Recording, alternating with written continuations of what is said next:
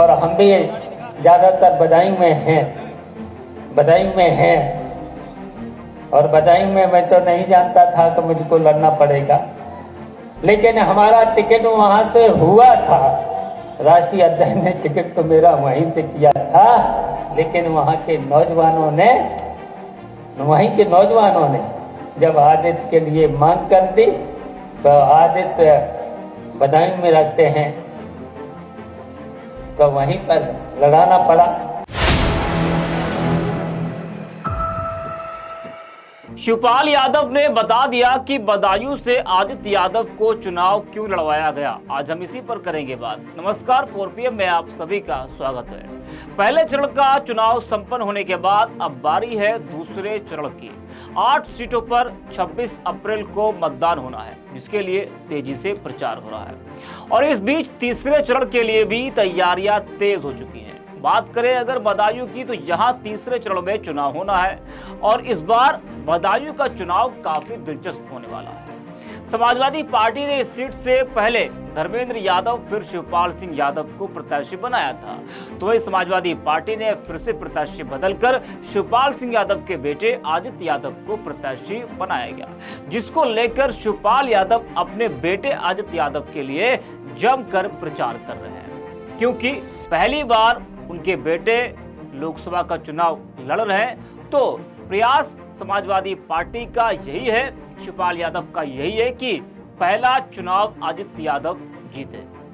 लेकिन पहली बार लोकसभा चुनाव लड़ रहे आदित्य यादव के लिए ये एक बड़ी परीक्षा भी होगी। जिस तरह से शिवपाल सिंह यादव के कहने पर आदित्य यादव को टिकट दिया गया, तो आदित्य यादव को भी पार्टी हाईकमान का दिल जीतना होगा, जिसके लिए उनको ये चुनाव जीतना बेहद जरूरी होगा। वही बेटे के लिए प्रचार कर रहे शिवपाल सिंह यादव का बड़ा बयान सामने आया है और उन्होंने बताया कि आदित्य यादव को टिकट क्यों दिया गया। जी हाँ, शिवपाल सिंह यादव इन दिनों बदायूं सीट पर जमकर प्रचार कर रहे हैं, क्योंकि उनके बेटे जो चुनावी मैदान में है। पूरी ताकत शिवपाल यादव ने झोंक रखी है। वो लोगों से वादा कर रहे हैं कि चुनाव के बाद भी वो यहाँ के लोगों के बीच ही रहेंगे। वहीं शिवपाल यादव ने यह भी बताया कि आदित्य यादव को बदायूं से क्यों लड़ाया जा रहा है। जी हाँ, शिवपाल ने कहा कि हमारा टिकट बदायूं से हुआ था, लेकिन वहां के नौजवानों ने आदित्य के लिए मांग कर दी। आदित्य बदायूं में रहते हैं तो वहीं पर लड़ाना पड़ा। सुनिए आप भी कि शिवपाल सिंह यादव ने आदित्य यादव को लेकर क्या कुछ कहा है, जरा आप भी सुनिए। और हम भी ज़्यादातर बदायूं में हैं और बदायूं में मैं तो नहीं जानता था कि मुझको लड़ना पड़ेगा, लेकिन हमारा टिकट वहाँ से हुआ था। राष्ट्रीय अध्यक्ष ने टिकट तो मेरा वहीं से किया था, लेकिन वहीं के नौजवानों ने जब आदित्य के लिए मांग कर दी तो आदित्य बदायूं में रखते हैं तो वहीं पर लड़ाना पड़ा।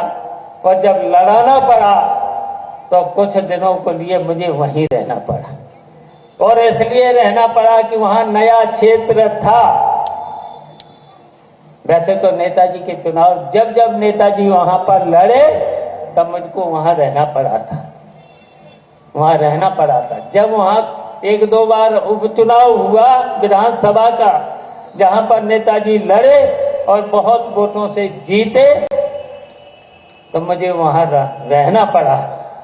तो वहां पर हमारे परिचित लोग भी थे, तो इसलिए मुझे ज्यादातर समय वहीं देना पड़े।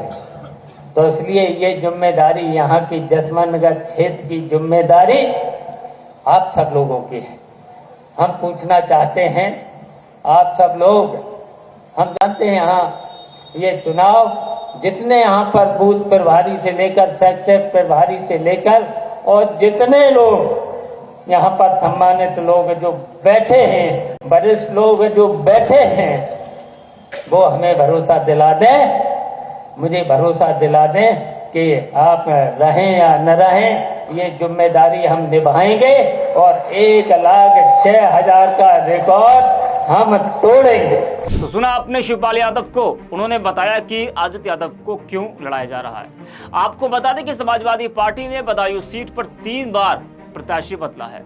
सबसे पहले सपा अध्यक्ष ने इस सीट से धर्मेंद्र यादव को चुनाव मैदान में उतारा था, लेकिन अगली सूची में अखिलेश यादव प्रत्याशी बदलते हुए बदायूं में चाचा शिवपाल यादव को टिकट दे दिया और सपा अध्यक्ष के इस फैसले से शिवपाल यादव ज्यादा खुश दिखाई नहीं दे रहे थे, वो लग रहा था, जिसके बाद वो लगातार बदायूं से अपने बेटे आदित्य यादव को उतारने की मांग करते दिखाई दे रहे थे। शिवपाल यादव बदायूं से चुनाव लड़ना नहीं चाहते थे। इसके बाद सपा अध्यक्ष ने उनकी इच्छा को देखते हुए एक बार फिर उम्मीदवार बदला और आदित्य यादव को ही सपा के प्रत्याशी के तौर पर उतार दिया।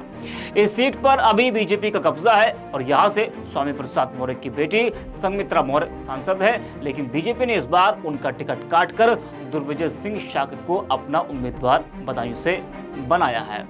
तो समाजवादी पार्टी के प्रत्याशी आदित्य यादव बदायूं से चुनावी मैदान में है, उनके सामने है दुर्विजय सिंह शाक्य और बहुजन समाज पार्टी ने एक मुस्लिम चेहरे को बदायूं से उतारा है, मुस्लिम खां को। तो इस वजह से अब सपा का जो चुनाव है वो इतना आसान नहीं लग रहा है, क्योंकि एक मुस्लिम प्रत्याशी बसपा ने उतार दिया है मैदान में, जिससे जो तमाम मुस्लिम वोटर्स हैं वो भी बटेंगे और तमाम जो वोटर्स हैं वो बसपा की तरफ भी जाएंगे, जिसकी वजह से जो नुकसान है वो कहीं ना कहीं समाजवादी पार्टी की प्रत्याशी को उठाना पड़ सकता है। लेकिन ये तो खैर नतीजे ही बताएंगे। अब पहला चुनाव आदित्य यादव का है। आदित्य यादव का प्रदर्शन इस चुनाव में कैसा होता है, क्या वो ये सीट सपा की झोली में डाल पाएंगे, क्योंकि जिस तरीके से 2019 का जो चुनाव था उस चुनाव में धर्मेंद्र यादव को बदायूं से हार का सामना करना पड़ा था और बीजेपी ने संघमित्रा मौर्य जो कि स्वामी प्रसाद मौर्य की बेटी है उनको 2019 में टिकट दिया था, उन्होंने धर्मेंद्र यादव को हराया था। तो क्या इस बार हार का बदला, पिछली हार का बदला, धर्मेंद्र यादव की हार का बदला आदित्य यादव ले पाएंगे, ये एक बड़ा सवाल है और इसके लिए नतीजों का इंतजार करना पड़ेगा। फिलहाल इस वीडियो में इतना ही, आप देखते रहिए 4PM। और हम भी ज्यादातर बदायूं में हैं और बदायूं में मैं तो नहीं जानता था कि मुझको लड़ना पड़ेगा, लेकिन हमारा टिकट वहां से हुआ था। राष्ट्रीय अध्यक्ष ने टिकट तो मेरा वहीं से किया था, लेकिन वहीं के नौजवानों